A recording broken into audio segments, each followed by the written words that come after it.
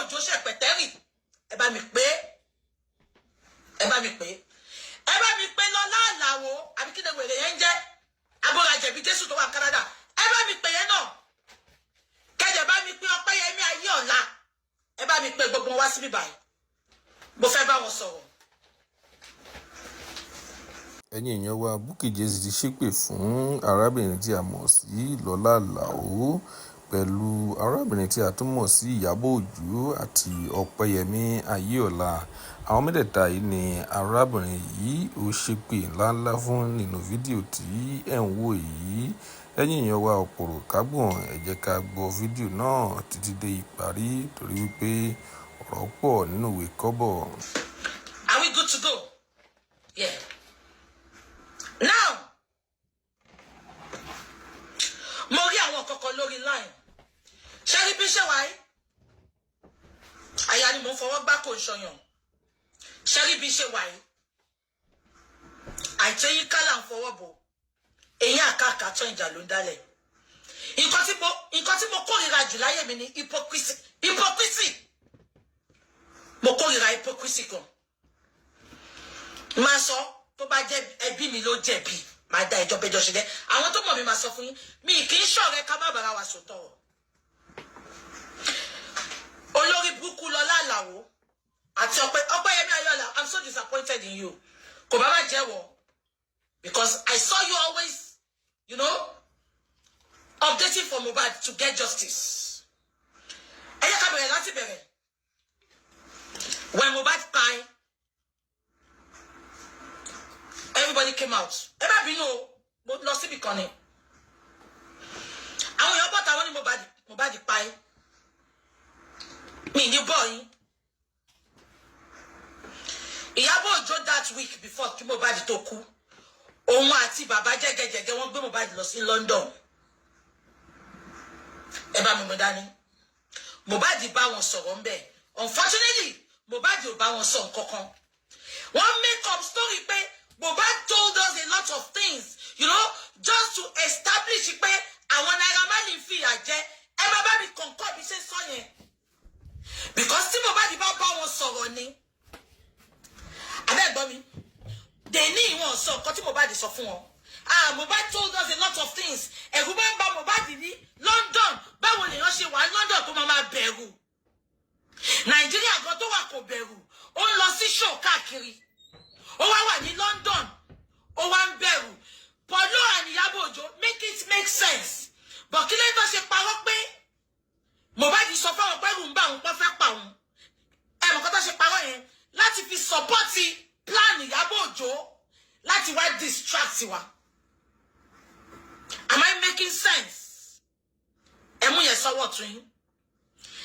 Ìyábọ̀ ó wá dé Nàìjíríà ó wá ṣe show ńjọ́ yẹn ẹ jẹ́ ká play show yẹn ìtòrí dàbí dementia ti ń setting fún Ìyábọ̀ Òjó àti Paul Ìyábọ̀ ti gbàgbé mo rí update tó ṣe ó lóun ò sọ pé Naira Marley ló pa Mohbad ẹ̀yin ọlọ́gbọ́n ẹ bá pè wọ́n ní o mi ní pẹ́ rárá mo fẹ́ kájọ sọ̀rọ̀ lọ́sàn-án yìí máa play kankan fún yín ká tó wá bẹ̀rẹ̀ ẹ bá mi pé Lọlá Àlàó àti Ọpẹ́yẹmí Ayéọlá àbòsí ló bá pa gbogbo yín kú nínú eré tíátà yín yẹn àìbára yín sòótọ́ ọ̀rọ̀ lẹ ṣe ń cross fork ẹ̀yin olórí burúkú ẹ jẹ́ ká máa wò dementia setting fún ó setting sínú Ìyábọ̀ ni ẹ jẹ́ ká máa wò ẹ jẹ́ ká lọ play kí ló tọ́jú wá ṣe clothy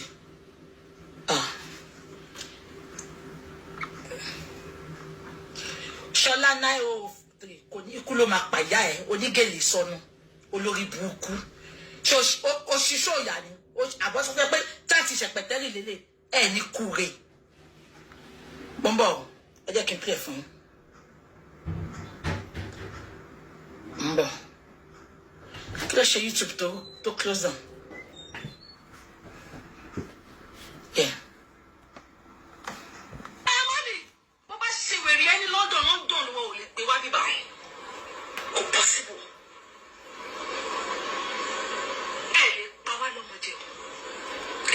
It's not possible. And if you say you don't, you gotta come out and defend that. boys and killing their dreams.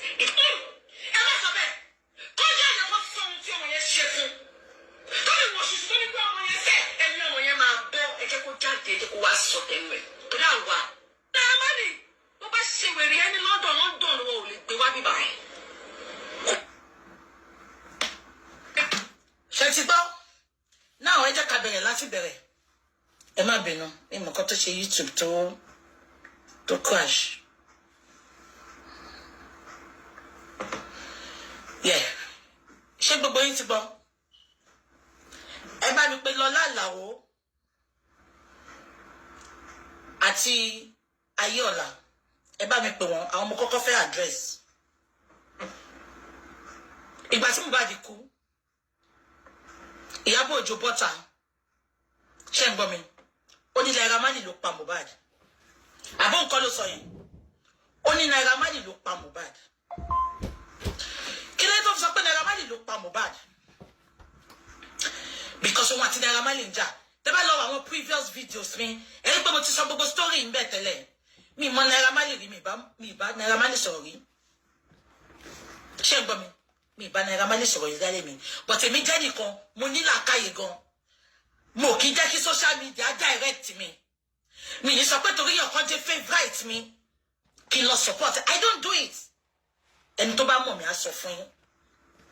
Mo máa ń lo brain tèmi ni. Ìgbà tó ní Naira Marley, okay, wọ́n ní etí ló pa Mohbad. Ó ti yá wọ́n sọ pé ó kú ni. Tẹ́ bá rántí pé ṣẹ̀pẹ̀tẹ́rì Ìyábọ̀ Òjó kò kọ́kọ́ dá sí. Ìgbà tó dé Nàìjíríà ó dá sí.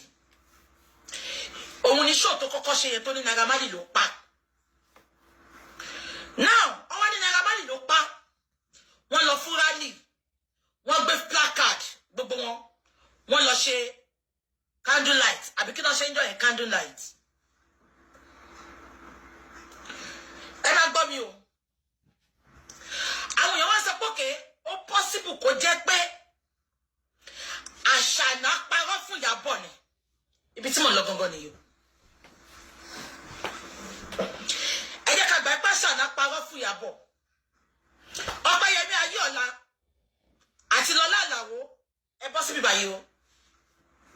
Ìtòrò lórí burúkú ni gbogbo ẹ̀yin alábòsí. Kò jẹ́ ẹjọ́ mọ́ tí ṣe máa sọ pọ́n fìyà jẹ Ìyábọ̀ àbí Ìyábọ̀ nice. Ṣọ́rọ̀ nice là ń sọ yìí. Ṣé ń gbọ́ mi? Now, ẹ jẹ́ ká gbà pé Wùnmí parọ́ fún Ìyábọ̀. Ẹ jẹ́ ká gbà bẹ́ẹ̀. Ṣé Ìyábọ̀ ṣojú ẹ fọ́ ìgbà tí Wùnmí bẹ̀rẹ̀ sí ní ṣe interview? Tí Wùnmí bẹ̀rẹ̀ sí ní ṣẹlẹ̀ pé ọ̀rọ̀ Wùnmí ò papọ̀ rárá. Ọ̀tọ̀ ni nǹkan tó sọ ní TVC. Ọ̀tọ̀ ni nǹkan tó sọ ní different channels. Tó jẹ́ pé it was so obvious pé ọmọ yìí ń parọ́. Before then, ṣé Ìyábọ̀ ò béèrè lọ́wọ́ Wùnmí ni pé Wùnmí kí ló ṣẹlẹ̀ gangan? Àbí gbogbo yìí ti wà gbé? Ìyábọ̀ yìí ló bọ̀tà sọ pé kọ́mọ̀ ẹ̀dá bàbá Mohbad lóhùn. Ogun ni bàbá Mohbad ń jà sí. Ọpẹ́yẹmí Ayéọlá àti Lọlá Àlàó. Ṣé ó ti gé yín létí lọ ni àbí dementia ti ń setting sí yín lára táì fi rí gbogbo eléyìí? Now, Ìyábọ̀ tún wá bọ̀tà ṣe rántí. Bó ṣe ń mi fẹ́ flashback, mi fẹ́ throwback. Mo fẹ́ jẹ́ ká tètè pè wọlé ni. Ṣé gbogbo yín ti rántí Ìyábọ̀ Òjó jókòó ń jọ́nà báyìí? Ó bẹ̀rẹ̀ sí fi bàbá Mohbad ṣe yẹ̀yẹ́. Wùnmí ò sọ pé òun ò ṣe DNA o. Ṣùgbọ́n tó bá máa ṣe DNA ibi mẹ́ta ni. Ó dẹ̀ lóhun ò lówó. Sarcastically ló ń rẹ́rìn yẹn báyìí. Ló ń ṣakọ. Àbí ẹ̀gbọ́n mi. Ẹ jẹ́ ká gbà pé Àṣànà ò sọ tòótọ́ fún. But the truth was on our faces. Olórí burúkú èèyàn nìkan ló máa lóhun òwò tọ́. Àbí ẹ̀gbọ́n mi. Ṣùgbọ́n Ìyábọ̀ ń bọ́ta lójoojúmọ́. Ó ń kun Àṣànà sẹ́yìn. Bí iṣẹ́ wa yìí. Ẹ rántí ìgbà tí mo kọ́kọ́ support bàbá tí bàbá ṣe mistake. Mo ò bo bàbá o. Ìta gbangba báyìí ni mo ti bọ́ta. Ni mo sọ̀rọ̀ sí bàbá. Mo dẹ̀ rí pọ́wọ́ yẹn náà ti pọ̀ jù. Mo dẹ̀ tún bẹ̀ wọ́n. Nǹkan tó ń pè ní truthful person nìyẹn. Nǹkan tó ń pè ní straightforward person nìyẹn. Irrespective of who that person is, you will say it as it is. Am I communicating? But Ìyábọ̀ mú òótọ́. Olórí burúkú Ìyábọ̀ tó ṣojú bí ojú toilet seat. Abeg me. Ẹ ti gbàgbé pé ó gbé ìyá Mohbad just because she wants to support evil. Ó gbé ìyá Mohbad ní Mother's Day last year. Only she's the best mother. Abeg ti gbàgbé ni. Just because ìyá Mohbad ń block àdúrà kó má tú àṣírí síta. Am I communicating? Kò má gbé ìyá Mohbad láti jọ yẹn mọ́. Just because wọn ò fẹ́ jẹ́ kádúrà sọ̀rọ̀ síta. Ìyábọ̀ Òjó ó lọ mú kí ni wọ́n pè náà IP. Àdúrà kan freestyle kan. Ìyábọ̀ Òjó sáré bá update ẹ̀ sórí wọ́ọ̀lẹ̀. Ó ní kó lọ máa follow ẹ̀. Ìjọ kan yẹn ni Ìyábọ̀ gbé. Just because wọ́n fẹ́ show àdúrà pé àwọn fẹ́ support ẹ̀ kó ba lè bá sọ̀rọ̀. Ìyábọ̀ Òjó, you are evil from the pit of hell. Ikú pa gbogbo àwọn tó ní Ìyábọ̀ ń ṣe bẹ́ẹ̀ olórí burúkú ni. Àbájọ tẹ ṣe ṣeré náà tí ò wọ̀n lára yín. Ẹ ṣeré ẹ fẹ́rẹ́ pìtọ́ ni nígbà ayé mi nígbà ayé alẹ́ ariwo nígbà kìíní kan.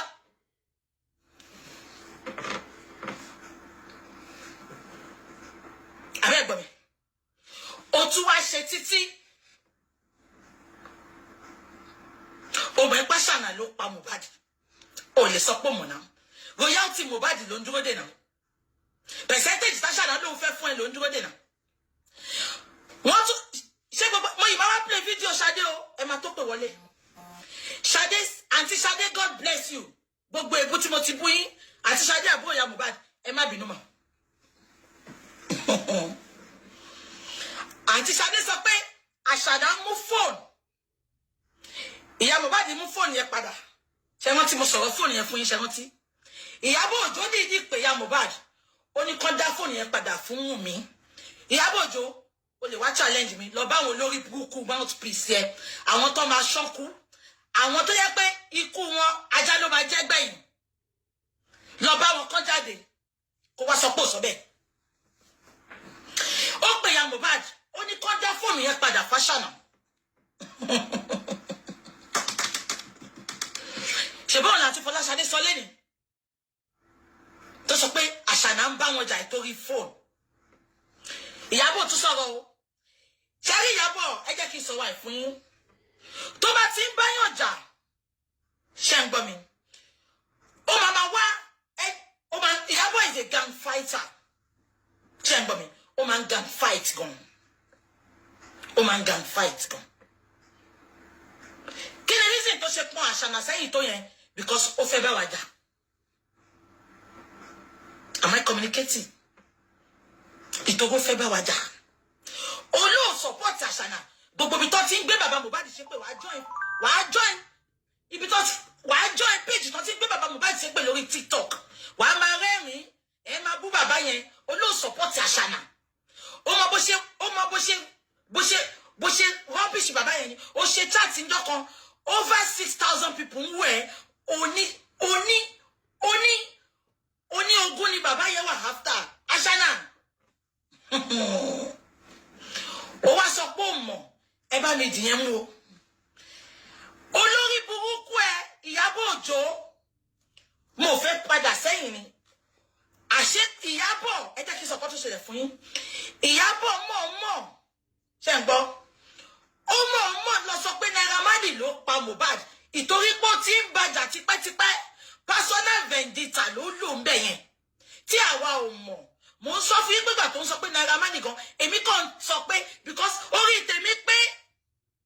Èmi kàn sọ pé mo ò ní báyìí sọ pé Naira Marley ló pa. Until tẹ́ bá fún mi ní evidence. Am I communicating?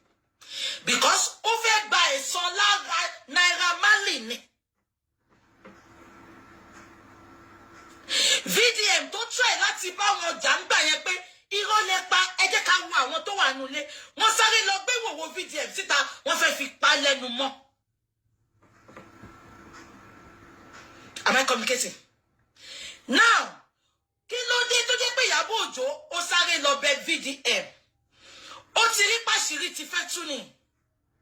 The only thing tó fi lọ bẹ VDM ni pé ó mọ̀ pé ibi táwọn yẹn ń lọ VDM máa sọ̀rọ̀ débẹ̀ pé kí ló dé tí Ìyábọ̀ Òjó ṣe distract àwọn èèyàn ń jọ yẹn. Abẹ́gbọ́n. Ṣùgbọ́n VDM ò sọ̀rọ̀ tán ó kàn sọ pé Ìyábọ̀ Òjó tẹ́nìkan kò bá rí ẹ Ọlọ́run rí ẹ.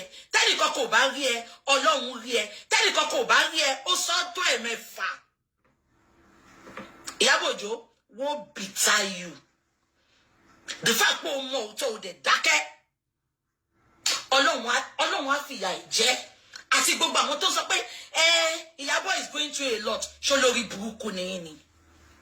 Ṣáyé yín fẹ́ bàjẹ́ ni. Ṣó lè jọmọ yín?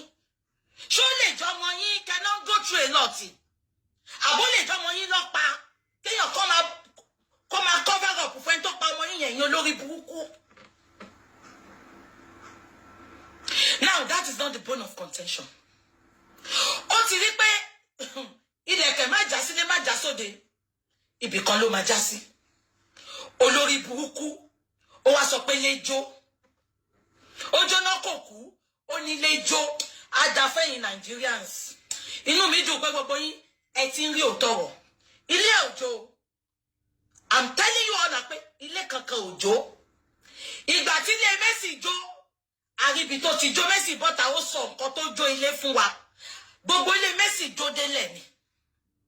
Ó ṣe jẹ́ pé àga kan àti tébù kan ló jó nínú ṣọ́ọ̀bù Ìyábọ̀. Ó wá da ẹjú sí káàkiri. Ó sọ pé torí àwọn panápaná tètèdè. Ṣé panápaná tẹ máa kọ́kọ́ pè tán máa sọ pé kò sómi? Àbí panápaná ní Lẹ́kì yẹn nínú hold up yẹn? Let me tell you again. She wanted to distract us. Ìgbà tó rí pé àwọn Nàìjíríà ò fọ́ọ̀lù fún. Ọmọ ẹ̀ náà wá gbé lẹ́tà jáde. Ó sọ pé wọ́n fẹ́ ẹ bá gbọ́ o. Àná lórí burúkú Ìyábọ̀ Òjó.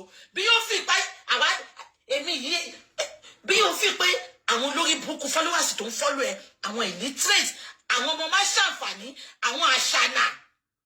Bí Yorùbá àwọn ló wà lórí íńtánẹ́ẹ̀tì ni kò yé mi. Ẹ máa gbọ́ o. Ọmọ ẹ wá gbé lẹ́tà egbére. Ọ̀dọ̀ Ìyábọ̀ Òjó ni máa ti rí pé èèyàn kọ lẹ́tà pé wọ́n fẹ́ wá bá yín jà. Wọ́n sign ẹ̀, wọ́n kọ dé. Ìyábọ̀ Òjó.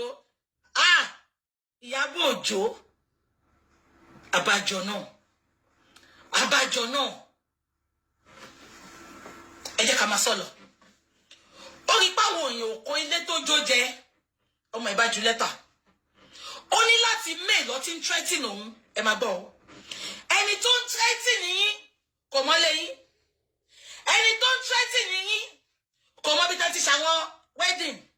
Ó ṣe wá jẹ́ pé gbà tó ń jó ilé. Lẹ wá gbé lẹ́tà síta pé wọ́n ń threaten yín. Ṣẹ́rí kó tún sọ̀lé ọ̀rọ̀ ilé tó jó mọ́. Ilé tó ń gbé kiri pé ó kọ́ kò tí ì rálé kejì o. Mi lè sọ́lá o. Old video ní fídíò tó ń gbé kiri yẹn o. Wọ́n ṣe máa ń ṣorí burúkú wọn yẹn. Ẹ mọ̀ pé àwọn Ìyábọ̀ Òjó àtàwọn supporter, they are full of fake lives. They are full of lying to the public. Gbogbo ìgbésí ayé Ìyábọ̀, social media validation. Ọpẹ́yẹmí Ayéọlá àti Lọ́lá Àlàó, mo ń béèrè lọ́wọ́ yín ni. Ṣé yín bí Ìyábọ̀ Òjó pé kí ló dé tó ṣe ń shield Wùnmí? Kí ló dé tó ṣe ń pọn Wùnmí sẹ́yìn? The fact pé ó rí pé all fingers are pointing at Wùnmí. Ní kó wá tú àṣírí ẹ̀ síta. Ṣùgbọ́n òun ò lè sọ fún mi pé ẹ jẹ́ ká wo Pàṣánà parọ́ ọmọ lóòótọ́, ó parọ́ fún. But olóònílàákàyè. Olówà intelligent. Ó dẹ̀ wá ń rí òótọ́ káàkiri. Why are you still covering her? Why don't you tell her to come out and say her truth? Why is Iya Mohbad protecting Adura? Why is Iya Mohbad shielding Adura?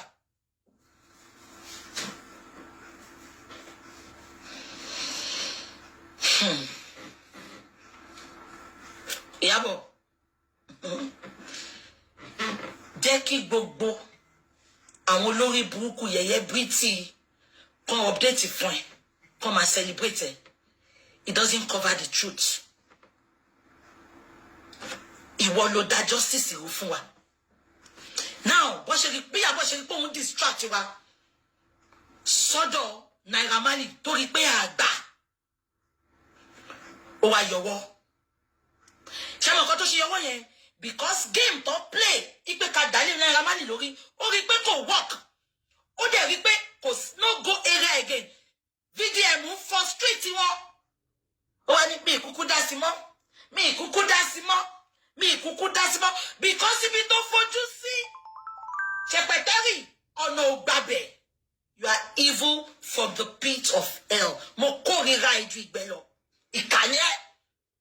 Mo ń béèrè lọ́wọ́ ẹ̀sẹ̀. Ṣó lè jẹ́ Festus ọkùnrin ẹ ló kú? Òun àtìyàwó ẹ̀ wá kí ẹ a day before. Wọ́n wá pè é láàárọ̀ ọjọ́ kejì. Wọ́n wá ní Festus ń kú o. Ọ̀tá ẹ̀ ti kú o. Ṣé bó ṣe máa mú ìyàwó ẹ̀ nìyẹn tó bá máa pọ́n sẹ́yìn? Ṣé o ò ní béèrè nǹkan tó pa ọmọ ẹ lọ́wọ́ ìyàwó ẹ̀? Ajá ò dẹ̀ ṣe tiẹ̀ bẹ́ẹ̀. O ò lè ṣe tiẹ̀ bẹ́ẹ̀. O ò lè ṣe tiẹ̀ bẹ́ẹ̀. Ìkà ò dẹ̀ ṣe tiẹ̀ bẹ́ẹ̀. Òjáde onílé fi bo tiẹ̀ mọ́lẹ̀ Ìyábọ̀ Òjó kí ni Naira Marley ṣe fún ẹ? Ẹnu ẹ náà ló kúkú fi jẹ́wọ́. Ó ní àbí kò ń ṣe Naira Marley tí mo ti mìíní ti pẹ́ yẹn. Ó máa ń fi ṣọ́ àwọn ọmọ ẹ fọ́ lójú. Kò máa ń pọ́n fi nǹkan sí kinní fóun. Ó máa ń fi egbògi olóró sínú oúnjẹ àwọn ọmọ mi. Ó máa ń gbé gbògi olóró fáwọn ọmọ mi. Ọpẹ́yẹmí Ayéọlá àti Lọlá Àlàó ibo lẹ fi tí sí. Ṣé ó lè jọmọ yín lọ ní kọ́ káńsù kẹ́yìn Ìyábọ̀ ọ̀dà ẹ̀yin olórí burúkú? Ṣé ó lè jọmọ yín lọ ní kọ́ káńsù? Ìyábọ̀ bọ́ta òun àti Gistlover wọ́n ní káńsù Naira Marley káńsù Naira Marley. Mo jàjàjà ń bíbá pé